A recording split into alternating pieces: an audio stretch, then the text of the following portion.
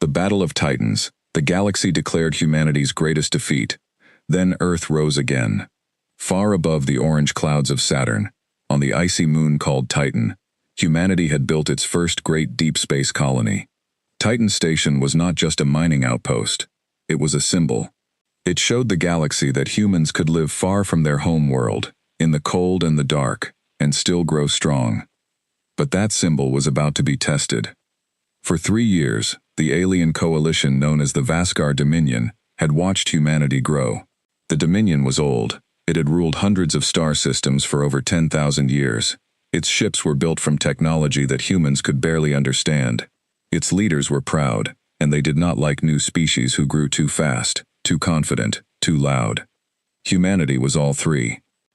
The Dominion Council met in secret, deep inside their capital world of Vascar Prime. Their leader, a tall silver-skinned being named High Regent Threll, stood before the council chamber. His voice was calm, but his words were sharp. "The humans call themselves explorers," Threll said. "But they are children playing with fire. They have colonized 12 worlds in 1 century. They now stand at the edge of Titan, looking toward the outer rim. If we allow this to continue, in another century, they will challenge us directly." The council murmured in agreement. One voice, an old commander named Vex Doran, raised his hand. "Then we should not wait for a century," Vex said. "We should strike now, while they are still weak. We break them at Titan. We show every species in the galaxy what happens to those who grow too fast." The council agreed. The attack would come without warning. On Titan Station, life continued as normal. Engineers worked in deep ice tunnels, pulling rare minerals from beneath the frozen surface. Soldiers patrolled quiet corridors, more bored than afraid. Families lived in the station's habitat rings, where children played in low gravity and watched Saturn's rings glow gold through thick windows. Commander Elena Reyes stood on the bridge of the orbital defense platform, watching the calm black sky. She had served in the fleet for 20 years. She had seen small skirmishes with pirates and rogue ships, but never a real war. No human alive had ever fought a war against another starfaring species. Humanity's weapons were strong by Earth standards, but no one truly knew how they compared to the weapons of an empire 10,000 years old. She would find out soon. At 0347 station time, sensors detected movement at the edge of the system. At first, it looked like a sensor glitch. Then more contacts appeared. Then more. Within minutes, over 300 alien warships dropped out of hyperspace around Titan, forming a wall of dark metal against the stars. Elena's hands went cold on the console. "Sound the alarm," she said. "All hands to battle stations. This is not a drill." The Vascar fleet did not wait to negotiate. They did not send a warning. Their commander, Vex Doran himself, gave the order to fire the moment his ships were in position. Plasma cannons the size of city blocks lit up the black sky. The first wave of fire struck Titan's outer defense grid, a network of automated turrets and shield generators that had taken 20 years to build. It was destroyed in under 2 minutes. Human ships scrambled to respond. The battlecruiser Liberty led the counterattack, launching a wave of missiles toward the alien fleet. The missiles struck home, but the alien shields barely flickered. Vascar technology was simply more advanced. Their shields absorbed impacts that would have vaporized a human ship. "Their shields are too strong," reported Liberty's tactical officer, voice shaking. "Missiles aren't getting through." Elena watched the battle unfold on the main display, feeling a cold weight settle in her chest. This was not a fair fight. This was a slaughter. The Vascar ships moved with terrible precision, cutting through human formations like a blade through paper. Fighter squadrons that scrambled from Titan Station were destroyed before they could even fire their weapons. Support vessels carrying medical teams and supplies were targeted just as quickly as warships. The Dominion was not just trying to win. They were trying to make an example. Within 1 hour, half of humanity's Titan defense fleet was gone. On the surface of Titan itself, the mining colony's civilian population watched the battle through reinforced windows and emergency broadcasts. Parents pulled their children into shelters. Engineers who had spent their whole lives building things now watched those things burn in the sky above them.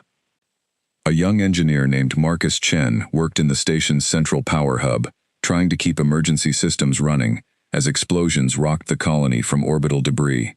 He had grown up on Titan, He had never seen Earth in person. This moon was his home. "We need more power to the shield dome," his supervisor shouted over the chaos. "If it goes down, we lose everyone in Sector 4.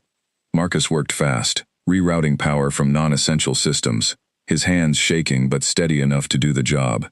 He did not know it yet, but this small act of desperate engineering would save 4,000 lives that day, and it would not be forgotten. Not by history, not by humanity, and most of all, not by Marcus himself. In orbit, Commander Elena Reyes made a decision that would be remembered for generations, though in that moment it felt like nothing more than simple duty. With her main fleet nearly destroyed, and the Vascar Armada closing in on Titan itself, she gave the order to retreat every remaining ship toward the colony, forming a final defensive line between the enemy and the civilians below. "Commander, if we hold this line, we won't survive," her second officer said quietly. "I know," Elena replied, "but if we don't, no one on that moon will either."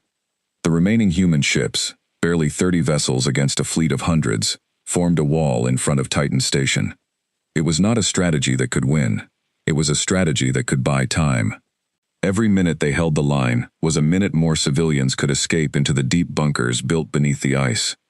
The Vascar fleet tore through the line in under 20 minutes. Elena's own ship, the Liberty, took catastrophic damage. Fires broke out across 3 decks. Life support began to fail. But somehow, through sheer stubbornness and the desperate skill of her crew, the ship held together long enough to fire one final volley before being disabled completely. The battle was over almost as quickly as it began. What could have been a defense lasted less than 4 hours. Humanity's mightiest colony fleet, the pride of a young species reaching for the stars, had been shattered. High Regent Threll watched the final reports from Vascar Prime with quiet satisfaction. The humans had fought bravely, he admitted to himself, but bravery meant nothing against superior technology and superior numbers. The message had been sent. Every species in the galaxy would soon know what happened to those who challenged the old order. Commander Vexdoran did not destroy Titan Station completely. That was not the point. The point was to leave it standing, broken and humiliated, a monument to human weakness. He ordered his fleet to withdraw, leaving behind wreckage, grief, and a message broadcast across every galactic network available. "The Battle of Titan proves what many have long believed," the Vascar broadcast declared, translated into 1,000 languages across the galaxy. "The species called humanity, though bold, is not ready for the stars. Let this serve as a lesson to all young species who believe strength can be built in mere centuries. Some things must be earned over millennia." Across 100 worlds, other species watched the recordings of burning human ships and broken defense platforms. Many laughed, some pitied, almost all agreed. Humanity's dream among the stars was over before it truly began. They called it the galaxy's greatest defeat.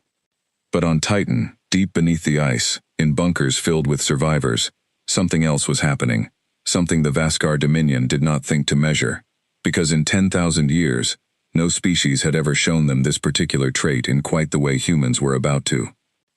Commander Elena Reyes, pulled from the wreckage of the Liberty with burns across half her body, refused to be placed in a medical coma until she had recorded a message.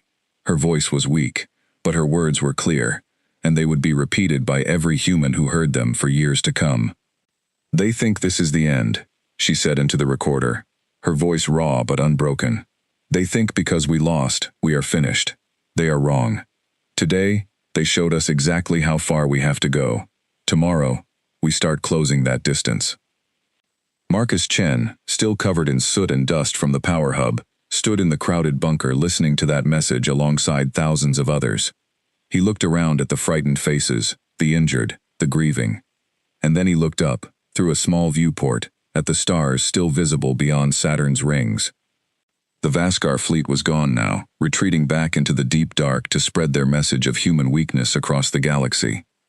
But Marcus was already thinking about power grids and shield frequencies and the small gaps he had noticed in the alien weapon patterns during the battle. Gaps that a human engineer, given enough time, might learn to exploit. Earth would receive the news of Titan's fall within days. The whole planet would grieve. The whole planet would be humiliated in front of a watching galaxy. But grief and humiliation for humans, had always been strange fuel. They did not simply mourn, they built, they studied, they adapted. It was, perhaps, the one trait that 10,000 years of galactic history had never quite prepared anyone to face. The Battle of Titan was over. The war for humanity's place among the stars had only just begun. 3 weeks after the Battle of Titan, Earth was a planet in mourning. Every major city held memorials for the fleet that had been destroyed. Names of the dead were read aloud in every language, on every continent. Flags flew at half-mast from New York to Nairobi to Tokyo. But grief was not the only thing spreading across the planet. Anger spread too. And underneath the anger, something colder and more useful: determination. In an underground facility beneath the Rocky Mountains, the leaders of Earth's combined military forces gathered for the first time since the disaster. The room was tense. Screens on the walls still showed footage from Titan, the same broken ships, the same burning station, playing over and over on every galactic news network that had access to human broadcasts. At the head of the table sat Admiral James Okafor, a man who had spent the last 5 years fighting against budget cuts and political disagreements to keep Earth's fleet funded. Now, everyone in the room wished they had listened to him sooner. "We have 3 options," Okafor said, his voice tired but steady. 1. We surrender any ambition beyond our own solar system and hope the Dominion leaves us alone. 2. We rebuild the same fleet, with the same technology, and prepare to lose again. Or 3. We change everything. A representative from the political council, a sharp-eyed woman named Secretary Diane Voss, leaned forward. "Change everything how? We don't have Vascar technology. We don't have their shields, their weapons, their experience. We have nothing." "We have something they don't," Okafor said. "We have 4,000 engineers, scientists, and soldiers who survived Titan and watched exactly how their fleet fights. We have real combat data. No other species has fought the Vascar and lived to study the footage in this much detail. Every other defeat in Dominion history happened fast, against species who never had a chance to learn." He turned to a screen showing station survivor reports. One name keeps appearing in these reports: a young engineer named Marcus Chen. During the battle, he noticed something in the enemy shield patterns. "I want him brought here." Marcus Chen had never been to Earth. He had grown up entirely on Titan Station, born to 2 mining engineers who had emigrated there 15 years before he was born. When he stepped off the shuttle onto Earth's surface for the first time, the weight of real gravity nearly knocked him over, and the smell of actual wind and grass was so foreign it made his eyes water. He was brought directly to the underground facility, still wearing his Titan Station work uniform, still exhausted from weeks of emergency repair work in the ruined colony. Admiral Okafor met him personally. "Mr. Chen, thank you for coming." "I didn't feel like I had much choice, sir," Marcus said honestly. Okafor allowed a small, tired smile. "Fair enough. Tell me what you saw during the battle. Specifically, tell me about the shield patterns." Marcus took a breath. This was the part he had been turning over in his mind every night since the attack. "Their shields are stronger than anything we have. That's not in question. But shields need power, and power needs to be distributed. During the battle, I was monitoring our own power grid, trying to keep the colony shields up.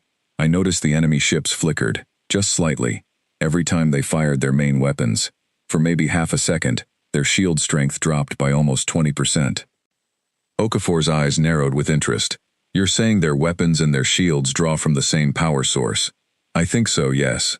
It makes sense if you think about it. A shield strong enough to stop a Titan-class railgun round needs massive amounts of energy. So does a plasma cannon big enough to level a city block. Even a species as advanced as the Vascar probably has limits on how much power they can generate at once." A woman at the far end of the table, Dr. Priya Sharma, head of Earth's Weapons Research Division, spoke up. "If that's true, it changes everything. We don't need weapons that can punch through their shields at full strength. We need weapons that can time their strikes for that half-second window." "Exactly," Marcus said, feeling more confident now. "We need to hit them right when they fire." Over the following weeks, Marcus was formally recruited into Earth's new Advanced Weapons Division, working directly under Dr. Sharma.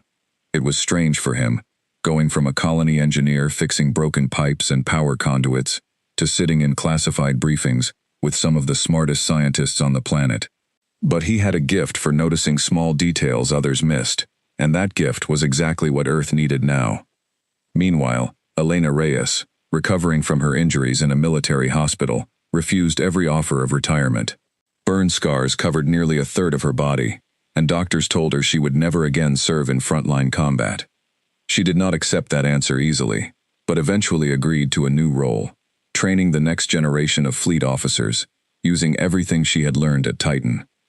"You will not fight the way we fought," she told her first class of new recruits. "We fought like we had something to prove. We fought like the old wars on Earth, where the bigger fleet usually won. The Vascar have bigger fleets than we will ever have.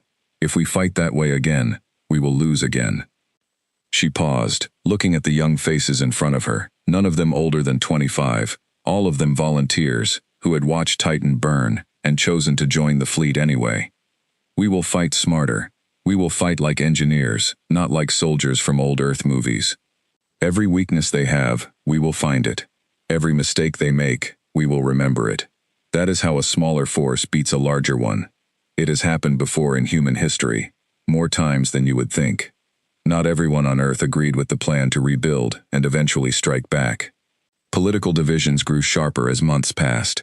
Some governments argued that provoking the Dominion further was suicide, that Earth should focus entirely on defense and quiet diplomacy, accepting a smaller place in the galaxy in exchange for safety. Secretary Voss found herself defending the military buildup in council after council, facing accusations that she was leading humanity toward total destruction. "The Vascar already see us as weak," she argued during one heated session. "They have already declared war on our ambitions, whether we fight back or not. Standing still does not make us safe. It only makes us an easier target for the next power that decides we are in their way." Slowly, argument by argument, the council came around. Funding was approved for what would later be called the Ascension Program, Earth's largest and most secretive military and technological project in human history. 6 months after Titan, the Advanced Weapons Division achieved its first real breakthrough. Working from data Marcus had helped analyze, combined with captured fragments of Vascar hull plating recovered from the battle debris, Dr. Sharma's team developed a new kind of weapon system. They called it the Piercer. The Piercer was not more powerful than existing human weapons. In fact, in raw destructive force, it was actually weaker than some older railgun designs. But it was fast, precise, and most importantly, it was designed to fire in exact rhythm with detected shield fluctuations, striking during that brief half-second window when Vascar shields were weakest. Early tests on captured hull fragments were promising, but no one knew if it would work against a real, active Vascar shield in combat conditions. That answer would have to wait. Meanwhile, something else was happening far from Earth, something that would prove just as important as any new weapon. A Vascar scout ship, damaged during a separate skirmish near the edge of Dominion space, had been captured nearly intact by a human patrol vessel, investigating unusual signals. Aboard was a single surviving crew member, a Vascar diplomat and communications officer named A.L. Threshy, who had been aboard the ship purely as an observer, not a soldier. A.L. Threshy was brought to Earth under heavy guard, becoming the first living Vascar that most humans had ever seen up close. The interrogation, which Earth's leaders insisted on calling a diplomatic interview for legal and political reasons, was handled personally by Secretary Voss and a small team of intelligence officers, with Elena Reyes observing from behind reinforced glass. A.L. Threshy was tall, with silver-gray skin and large dark eyes that seemed to study everything in the room with careful, calculating interest. When it spoke, its translated voice was calm, almost curious. "You keep me alive," A.L. Threshy said. "This surprises me. Most species we have conquered do not show such restraint to a captured enemy." "We're not most species," Voss replied. "And you're not exactly an enemy combatant. You're a diplomat, by your own records. A distinction the Dominion Council may not respect once they learn I am alive," A.L. Threshy said, something that might have been dry amusement in its translated tone. "Why do you truly keep me here? To learn our weaknesses? To use me as a bargaining tool?" "Maybe both," Voss admitted honestly. "Or maybe we just want to understand who we're dealing with. Why did the Dominion attack Titan? We had no history of aggression toward your empire. We barely knew you existed until 3 weeks before the attack." Threshy was quiet for a long moment. The Dominion has ruled for 10,000 years by ensuring no other species grows powerful enough to challenge it. This is not new. Titan was not the first such attack, and it will not be the last, unless something changes. What would it take to change it? Elena asked through the intercom, unable to stay silent any longer. Threshy turned toward the glass, though it could not see through it. Strength the Council cannot ignore, and species who fight back rarely survive long enough to prove they have it. But I will admit, humanity has already done something unusual. What's that? Voss asked. You are still here, Threshy said simply. Most species we defeat this thoroughly, either surrender completely, or are wiped out entirely within the following year. You are doing neither. That single observation, more than any battle report or weapon test, gave Earth's leadership something they desperately needed: hope, backed by evidence. The Vascar Dominion, for all its power, was not infinite in its resources or its patience. It ruled through fear and reputation as much as through raw military strength. A defeated species that simply refused to stay defeated was, according to their own captured diplomat, something rare and destabilizing. Admiral Okafor called a final planning session before the true work of the Ascension program began in earnest. Marcus Chen was there, now a lead researcher despite his young age. Elena Reyes was there, her burn scars a permanent reminder of what had been lost. Dr. Sharma was there, carrying early schematics for a dozen new weapon and shield concepts, inspired by captured Vascar technology and human ingenuity combined. They think Titan was the end of our story, Okafor said, looking around the room at the people who would help write whatever came next. They broadcast our defeat to 1,000 worlds as a warning to others. Let them keep broadcasting it. Because every day we spend rebuilding, studying, and preparing, that broadcast becomes less true. Marcus thought back to that day in the power hub, hands shaking as he rerouted energy to save 4,000 lives. He thought about the flicker in the alien shields, the small weakness hiding inside overwhelming strength. Humanity had been called weak. Humanity had been called finished. But in laboratories, training grounds, and quiet meeting rooms across the planet, something was being built that the galaxy had not accounted for. Not just new weapons or new ships, but a new kind of resolve, forged in defeat and sharpened by the simple, stubborn refusal to give up. The Vascar Dominion had won the Battle of Titan. They had not yet won the war. 1 year after the Battle of Titan, Earth's shipyards ran day and night. What had once been quiet orbital construction docks were now bright with welding light around the clock, 3 shifts of workers rotating through without pause. The Ascension program had grown from a secret research effort into the largest industrial undertaking in human history. The first true test of the new Piercer weapon system came sooner than anyone expected, and not in the way anyone had planned. A Vascar patrol group, 5 ships strong, entered the outer edge of Earth's solar system, likely scouting for any signs of rebuilding after Titan. It was meant to be a simple show of dominance, a reminder to humanity of its place. The Dominion did not expect resistance. After all, the last time humans had tried to fight back, it had ended in disaster.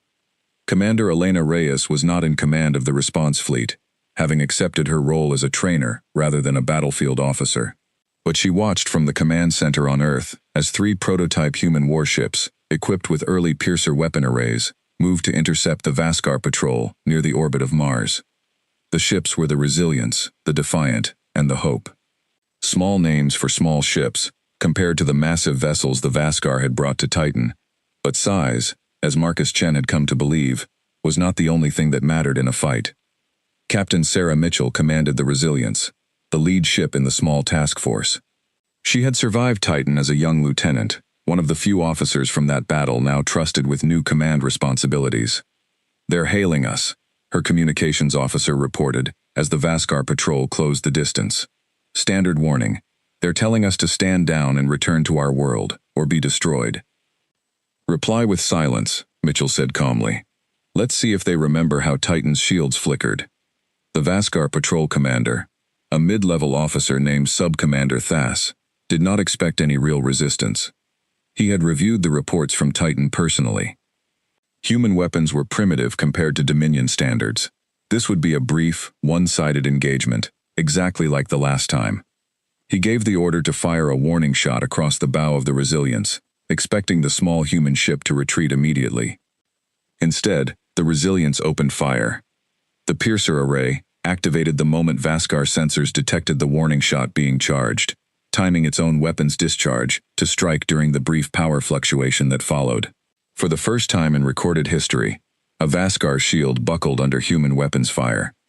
Subcommander Thas stared at his damage readouts in disbelief. That is not possible. Human weapons cannot penetrate our shields. But the reports did not lie. A section of his lead ship's shield had failed for nearly 2 full seconds, long enough for a second and third piercer strike to land directly against the hull. Emergency alarms blared across the Vascar bridge. "All ships, return fire, full power to weapons," Thas ordered, shaken but not yet defeated.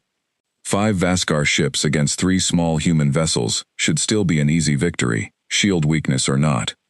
But Captain Mitchell had prepared for exactly this response. Evasive pattern Delta. Defiant. Hope. Focus fire on the lead ship's weakened section. Don't give them time to reinforce it. The 3 human ships moved with a coordination the Vascar had not expected from a species they considered primitive. Rather than forming a static defensive line as they had at Titan, they scattered, forcing the larger Vascar ships to split their fire and chase multiple fast-moving targets at once. It was not a clean or overwhelming victory. 2 of the Vascar ships escaped into hyperspace once the battle turned against them, and the Hope suffered heavy damage in the exchange, barely limping back to Earth's dry docks under emergency power. But when the smoke cleared, 2 Vascar warships had been destroyed outright, and Subcommander Thas himself was among the casualties aboard his flagship, which was disabled and later boarded by human marines. For the first time since the Dominion had begun its 10,000-year rule, a small human patrol had defeated a superior Vascar force in open combat. The news reached Vascar Prime within days. Carried by the 2 surviving ships that limped home with damage reports no one in the High Council wanted to believe. High Regent Threll called an emergency session, his usually calm demeanor replaced with visible frustration. "How is this possible?"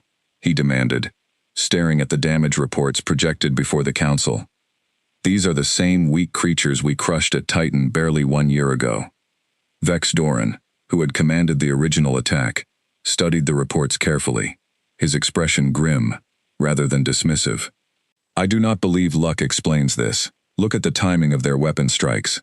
They fired during our shield fluctuation windows, every time, with near-perfect accuracy. This was not chance. They studied us." "Studied us in 1 year?" another council member scoffed. "Impossible. It took our own engineers centuries to fully map shield harmonics during our early expansion wars." "Perhaps," Vex said slowly, "humans do not think the way we do. Perhaps a year is enough time for them, when properly motivated." Threll's expression darkened further. "Then we underestimated them. That mistake ends now. I want a full battle fleet prepared. Not a single patrol group. A full fleet, capable of ending this human threat permanently, before they learn anything more."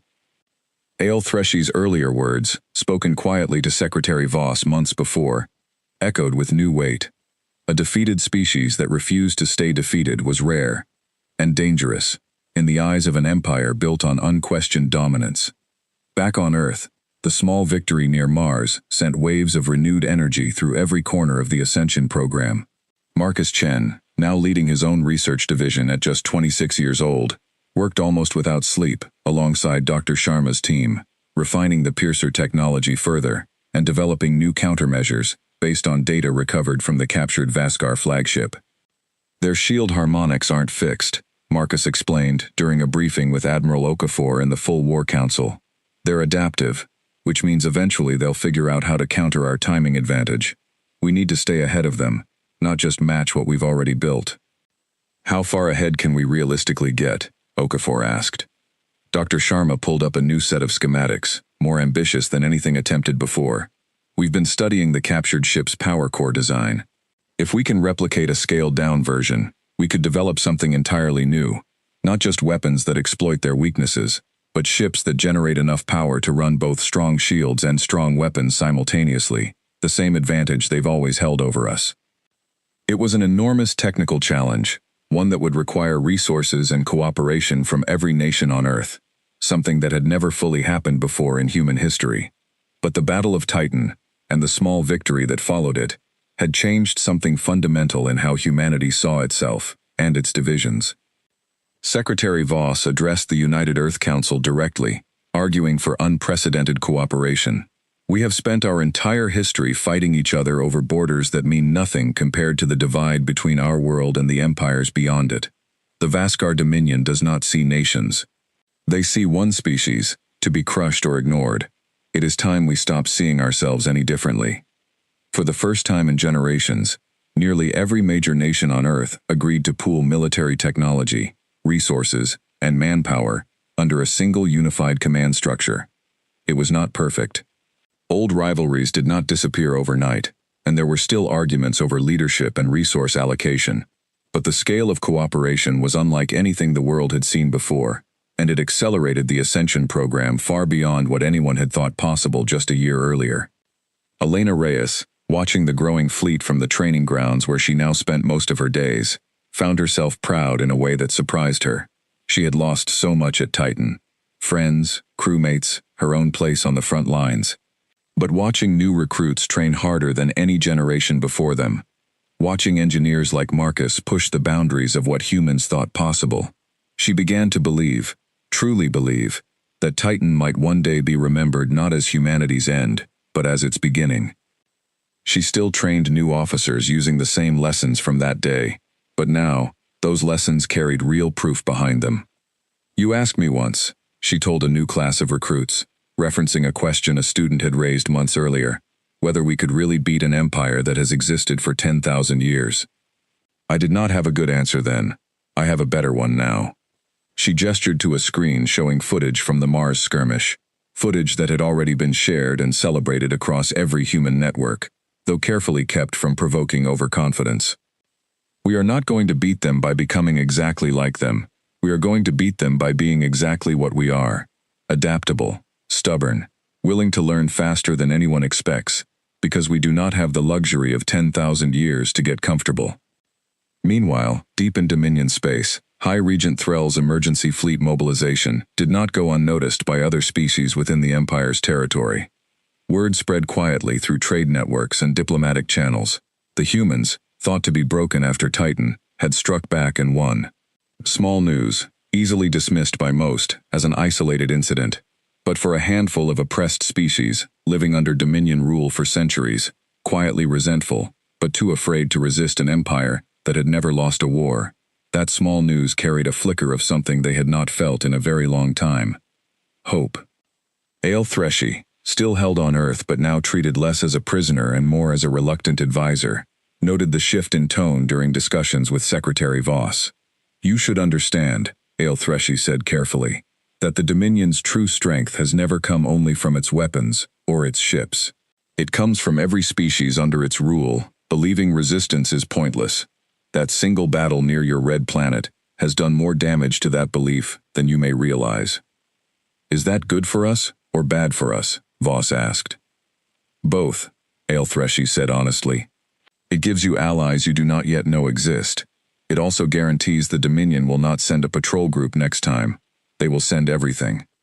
Voss absorbed that warning carefully, then relayed it to Admiral Okafor and the full council that evening. The Ascension program's timeline, already accelerated, was pushed further still. Every ship, every weapon, every trained officer would be needed for what was coming. The galaxy had called Titan humanity's greatest defeat, but 1 year later, for the first time, that story was no longer the only one being told among the stars. A new story was beginning to spread, quiet but growing, carried by traders and whispered by species who had almost forgotten what it felt like to imagine an empire that could bleed. Humanity had won a battle, the war, and the true test of everything they had built in the shadow of Titan was still to come. 2 years after the Battle of Titan, the sky above Earth looked different than it had in all of human history. Massive shipyards orbited the planet in rings, visible even from the surface at night. Glowing lines of light stretching between construction docks. The Ascension fleet, as it had come to be called, was no longer a secret project hidden underground. It was humanity's answer to the galaxy, built in full view of anyone watching. And someone was always watching. High Regent Threll had spent those same 2 years assembling the largest Dominion battle fleet in 3 centuries. Word of the Mars skirmish had spread further than he wanted, whispered among subject species who had begun to question, quietly at first, whether the Dominion's power was truly as absolute as they had always believed. That could not be allowed to continue. Humanity needed to be crushed completely this time, not merely defeated. "We move on their homeworld directly," Threll announced to the assembled council. "No more patrols, no more warnings. We end this permanently, and we broadcast their destruction to every corner of the galaxy, so no one mistakes one lucky skirmish for anything more than what it was." Vex Doran, promoted to Fleet Admiral after his role in the original Titan assault, would lead the new invasion personally. He did not share Threll's absolute confidence, not after studying the Mars battle reports so closely, but he understood his orders, and he intended to carry them out with overwhelming force. 400 warships, the largest Dominion fleet assembled in living memory, began preparations to move on the human home system directly. Earth's intelligence network, built from a mix of human spy technology and information carefully shared by Ael Threshi, detected the Dominion mobilization months before the fleet actually departed. This gave Admiral Okafor and the War Council something they desperately needed: time to prepare a real defense, rather than simply reacting to another surprise attack. "They're not sending a patrol this time," Okafor told the assembled council, his voice heavy with the weight of what was coming. 400 warships. That's more than double what they brought to Titan. They intend to end this war in a single battle. Marcus Chen, now head of the entire Advanced Weapons Division at just 28 years old, presented the council with the culmination of 2 years of research. "We're ready, or as ready as we're going to be." The new Ascension-class warships carry both the Piercer weapon arrays and the new adaptive shield generators based on the captured power core design. For the first time, our ships won't just be exploiting their weaknesses. They'll be able to fight on more even terms. "How many ships do we have?" Secretary Voss asked. 120, Marcus admitted. Less than a third of their fleet size. But every one of our ships is built specifically to counter what we learned from Titan and from the Mars engagement. It won't be an even fight in numbers. It has to be an even fight in everything else. Elena Reyes, present at the council session in her role overseeing fleet training, spoke up. "There's something else we need to consider. Fighting them here, in our own system, gives us advantages they won't expect. We know this space. We've built defenses into every asteroid field, every moon, every shipping lane, between here and the outer planets. If we fight smart, our home field can become a weapon of its own." A new plan began to take shape over the following weeks. One built not around a single defensive line, as Titan had been, but around a layered, adaptive strategy that used the entire solar system as a battlefield. The Dominion fleet arrived at the edge of Earth's solar system 3 months later, exactly as intelligence reports had predicted. 400 warships dropped out of hyperspace in a formation designed to project overwhelming, undeniable force, exactly as it had at Titan 2 years before. But this time, no single defensive line waited to meet them. Fleet Admiral Vex Doran studied his sensor readings carefully as his ships advanced toward the inner solar system, expecting to find human forces gathered defensively around Earth itself. Instead, his scanners picked up scattered, mobile human squadrons hidden throughout the asteroid belt and among Jupiter's moons, using the natural terrain of the system to mask their positions and movements. "They're not forming a line," his tactical officer reported, confusion evident in her voice. "They're spread across the entire system. A defensive strategy born from desperation," Vex muttered, though something in his gut told him this was not desperation at all. It was exactly the kind of adaptive thinking he had feared after studying the Mars battle so closely. He ordered his fleet to advance in 3 major groups, splitting his forces to methodically clear each region of the system, rather than risk an ambush by keeping his entire fleet in one vulnerable formation. It was the cautious choice. It was also, without Vex realizing it, exactly what Elena Reyes and Admiral Okafor had hoped he would do. The Battle of the Belt, as it would later be named, began when the first Dominion group entered the asteroid field between Mars and Jupiter, searching for hidden human squadrons. What they found instead was a trap 2 years in the making. Human warships, powered down and hidden among the asteroids using new stealth technology developed specifically for this battle, waited in silence, as the Dominion group moved deeper into the field. Marcus Chen, aboard the flagship Ascension itself, watched the enemy formation on his display, timing the ambush with careful precision. "Wait for them to fully commit," Captain Mitchell, now commanding the Ascension, ordered quietly across the fleet channel. "Let them think this space is empty." When the Dominion group reached the center of the asteroid field, 60 hidden human warships powered up simultaneously, weapons already charged and timed for maximum effect. The advantage of surprise, combined with 2 years of refined piercer technology and the new adaptive shields, turned the ambush into a devastating strike. Within the first 10 minutes, a third of the Dominion group's ships were disabled or destroyed. The rest scattered in confusion, unable to effectively target an enemy that used the asteroid field's natural cover as skillfully as any Dominion tactician could have used open space. Fleet Admiral Vex Doran, monitoring the disaster unfolding in the asteroid field from his flagship near Jupiter, realized too late that his caution had walked directly into a carefully prepared trap. "Recall the group immediately," he ordered. "All remaining forces regroup at these coordinates. We are not facing a desperate defense, we are facing a prepared one." The battle that followed over the next several days became the largest and most complex conflict in human history, fought across the vast distances of Earth's solar system, rather than in a single decisive engagement. Human squadrons struck quickly at isolated Dominion groups, then retreated before larger forces could respond, using the system's asteroid fields, moons, and gravity wells as both cover and weapon. Elena Reyes, coordinating fleet movements from Earth's Central Command Center, found herself directing a kind of warfare no human commander had ever attempted at this scale, drawing on lessons not just from the Battle of Titan, but from centuries of human military history, repurposed for the stars. "They're built for direct confrontation," she explained to her staff during a brief lull in the fighting.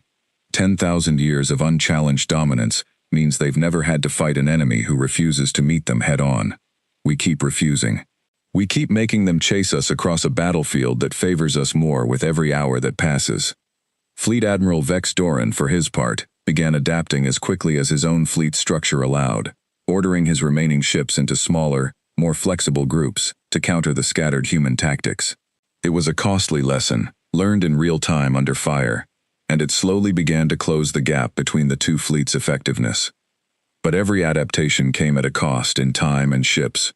Resources. The Dominion fleet, however massive, was not unlimited in supply so far from its own territory. The turning point came on the 4th day of the battle, near the orbit of Saturn itself, close enough to Titan that both fleets could see the ruins of the old colony station still drifting in the debris field left over from the original battle 2 years before.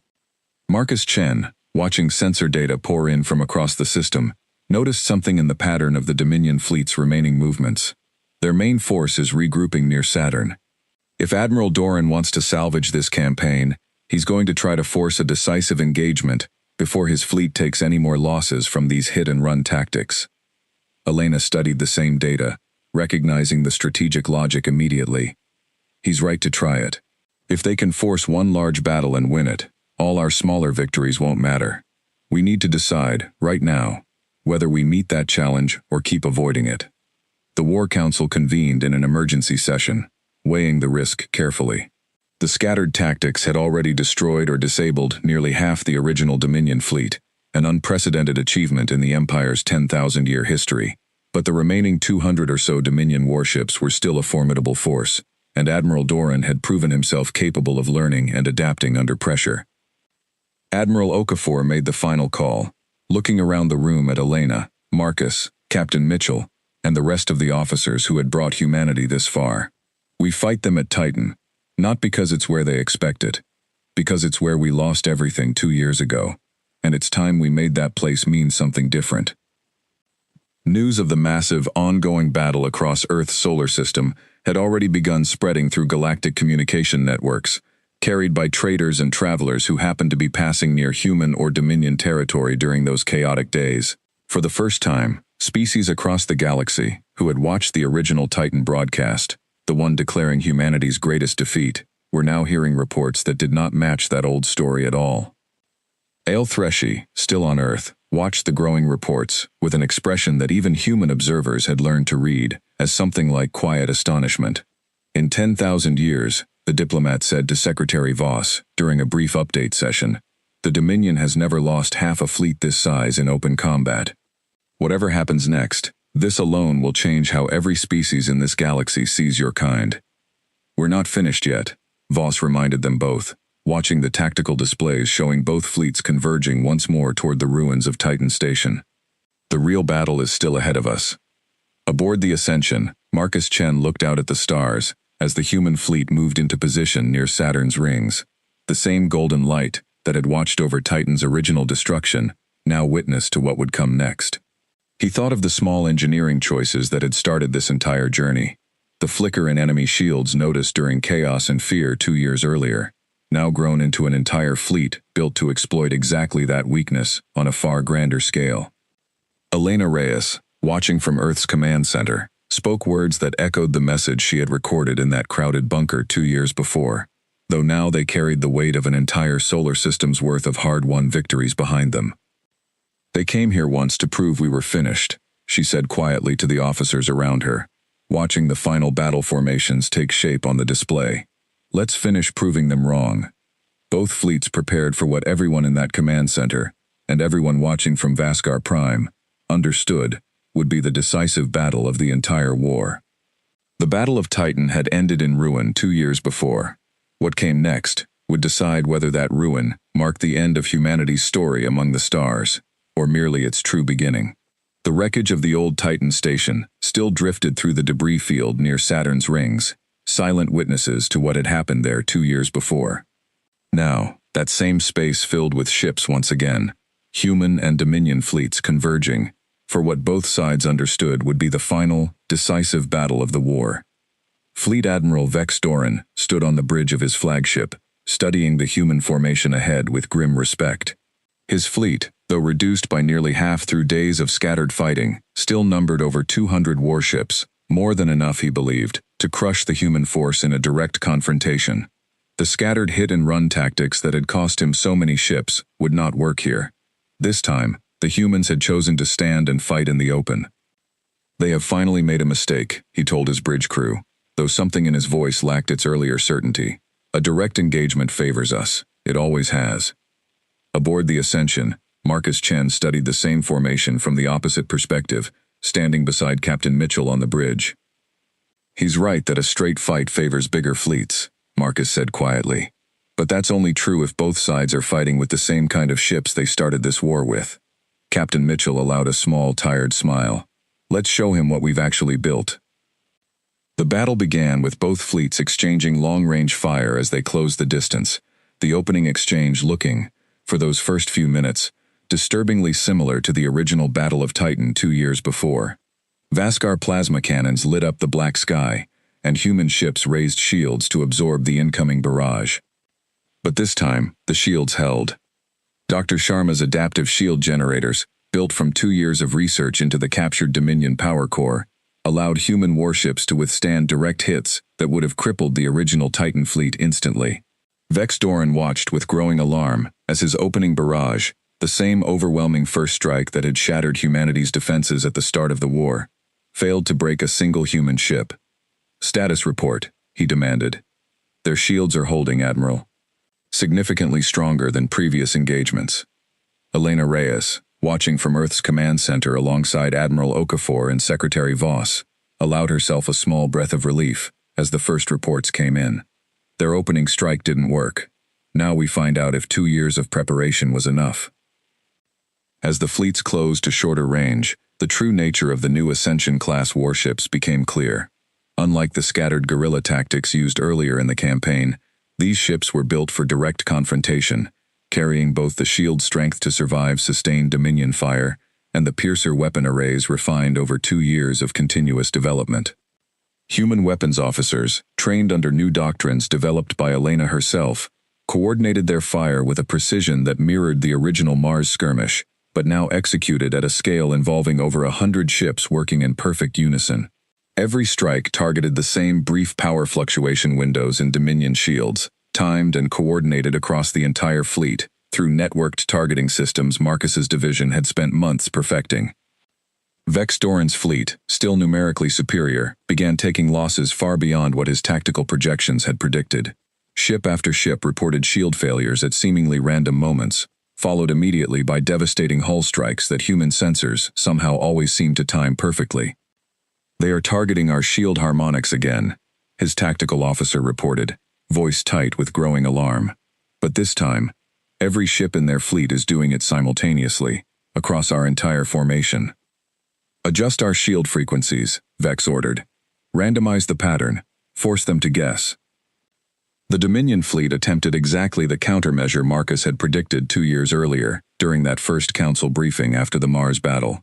But randomizing shield frequencies came with its own cost, reducing overall shield efficiency across the fleet, even as it complicated human targeting solutions. It was a trade rather than a true solution, and in the chaos of active battle, there was no time to find a better one. Hours into the battle, both fleets had suffered heavy losses, but the balance had shifted unmistakably. Nearly 100 Dominion ships had been destroyed or disabled, while human losses, though painful, remained under 30 ships. The layered strategy built from 2 years of hard lessons, combined with technology born from studying the enemy's own weaknesses, was accomplishing something no force in Dominion history had ever managed against them. Fleet Admiral Vex Doran, watching his once overwhelming fleet, reduced to barely more than half its original strength, made a decision that would define how history remembered him, for better or worse. Rather than continue a battle he now understood he could not win through conventional means, he ordered his remaining ships to concentrate all firepower on a single target, the Ascension itself, humanity's flagship, believing that destroying the enemy's command vessel might break the coordination that had made their tactics so effective. "All ships, converge fire on the human flagship," he ordered. "If we cannot win this battle through strategy, we will win it by removing the mind directing theirs." Nearly 40 Dominion warships redirected their fire toward the Ascension, overwhelming even its improved shields within minutes.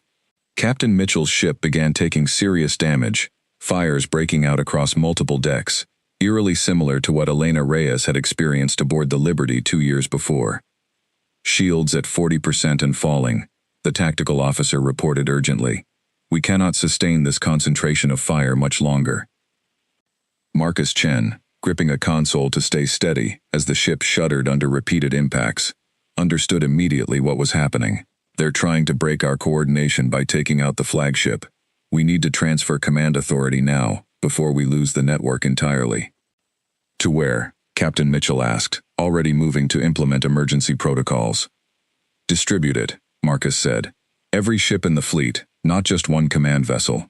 It's exactly what we built the adaptive network for. We don't need a single flagship directing everything.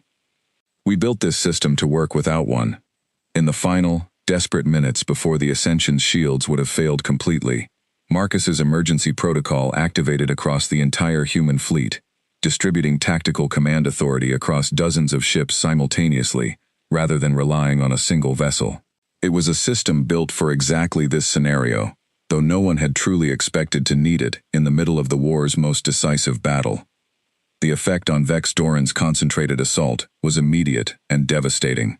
Rather than causing the coordinated human fleet to fall into confusion as intended, the distributed command system allowed human ships to continue their precise, timed strikes without interruption, even as the Ascension itself limped away from the main engagement under heavy damage. "Their coordination isn't breaking," Vex's tactical officer reported, disbelief evident in her voice. "If anything, Admiral, our concentration on their flagship has left the rest of our fleet dangerously exposed." Vex Doran stared at the tactical display, watching his gambit fail in real time. In focusing nearly 40 ships on a single target, he had left the remainder of his fleet vulnerable to the same precise, coordinated strikes that had been devastating his forces for hours already. Within 20 minutes, his concentrated strike force, having failed to destroy its target, found itself surrounded and overwhelmed by the rest of the human fleet, closing in from multiple directions. The battle's final hour unfolded with a grim inevitability that both sides could sense clearly. Vex Doran's fleet, reduced now to barely 60 functional warships, faced a human force that, despite its own losses, remained coordinated, determined, and increasingly confident with every passing minute. Aboard his badly damaged flagship, Vex Doran made his final decision, as commander of the Titan campaign. "Signal a full retreat," he ordered quietly, the words costing him more than any physical wound could have. "We cannot win this battle. I will not lose what remains of this fleet in a fight already decided." It was the first full retreat any Dominion fleet had ordered in over 3 centuries. As the remaining Vascar ships withdrew into hyperspace, scattering rather than retreating in the organized formation Dominion doctrine demanded, cheers broke out across human command centers on Earth and aboard every surviving ship in the fleet. Elena Reyes, watching the enemy fleet's chaotic withdrawal from Earth's command center, felt tears she had not expected finally fall. 2 years of grief, determination, and quiet hope finally finding release. "They're running," Secretary Voss said quietly, almost unable to believe the words herself. "The Vascar Dominion is actually running from us." News of the battle spread across galactic communication networks within days, carried by traders and diplomats who had monitored the engagement from a cautious distance, unwilling to involve themselves directly, but eager to witness what many considered an impossible event. The story that reached 1,000 worlds was very different from the broadcast the Dominion had sent out 2 years earlier, declaring humanity's greatest defeat. This time, the story was simple, and it needed very little exaggeration to be remarkable on its own. A species barely 2 centuries into space travel had faced the mightiest empire in the galaxy in direct battle, and won.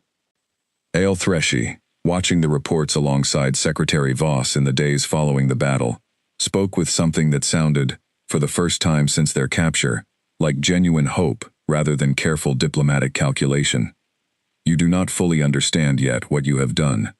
The Dominion's power was never truly built on its fleets alone. It was built on every species, believing resistance was pointless. That belief is now broken, publicly, undeniably, across every world with access to these reports." "What happens now?" Voss asked. "That depends on many things," Ael Threshi admitted, "but I suspect you will find, in the coming months, that you are no longer alone in this fight, should the Dominion choose to return. Species who have waited centuries for proof that resistance was possible will not stay silent much longer." On Earth, the celebrations following news of the victory were tempered by the reality of loss. Nearly 30 ships and their crews would not be coming home, a painful reminder that even great victories carried great costs. Memorial services were held once again, though this time, alongside grief, there was something new. A quiet, hard-earned pride that had not existed in the days following the original defeat at Titan. Admiral Okafor addressed the full War Council one final time, before officially stepping back from active command, his voice carrying the weight of everything the past 2 years had demanded from everyone in that room. 2 years ago, we stood in this same room, having just watched our fleet destroyed and our colony burned, broadcast to the entire galaxy, as proof that humanity did not belong among the stars. Today, the story is different, and it did not change because we became something other than human. It changed because we refused to stop being exactly what we are. Elena Reyes, no longer just a trainer of new recruits but now recognized across Earth as one of the architects of humanity's greatest military achievement, stood before her latest class of officers one final time, before the graduation ceremony, that would send them into a fleet very different from the broken force she had once commanded. "They called Titan our greatest defeat," she told them, echoing words she had spoken in a message recorded from a hospital bed 2 years before, words that had since become known across Earth as the first spark of everything that followed. They were wrong about what that word meant for us. A defeat is not the end of a story. Sometimes, it is simply where the real story begins. Marcus Chen, recovering aboard the heavily damaged but ultimately saved Ascension, looked out at the same stars that had once seemed so distant and impossible when he was a young engineer on Titan Station, watching his home burn under a bombardment he had been powerless to stop. Now, those stars felt different, not because the universe itself had changed, but because humanity's place within it finally had. The Vascar Dominion had not been destroyed.